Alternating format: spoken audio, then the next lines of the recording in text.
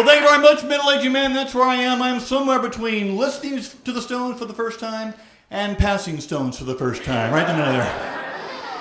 When you're middle-aged, though, you don't give up on wanting to be cool. In your heart, you still want to be James Bond cool, because there's nothing cooler than James Bond. He just walks in the room and cool music starts playing.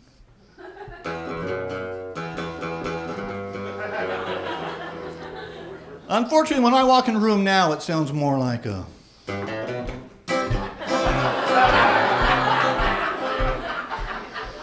Not cool.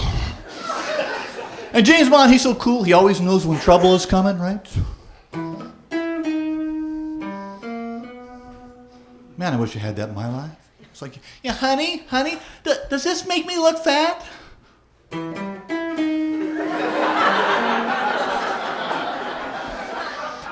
On the contrary, my dear, it makes you look irresistible.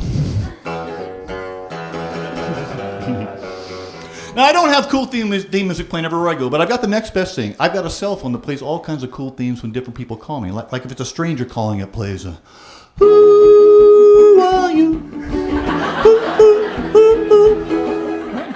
Or it's my therapist calling, it plays feelings.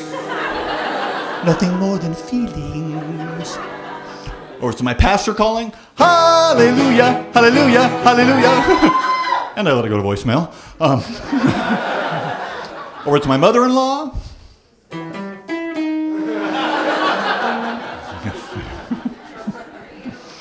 I'm a middle-aged guy, but I'm just about to celebrate my 10th wedding anniversary, and it's my first marriage, her first, our last. It's going great, thank you very much. But being middle-aged, we actually, there were just issues at our age that we had to deal with. Her main issue was, hey, I don't want to marry you. Yeah, so obviously she was in denial.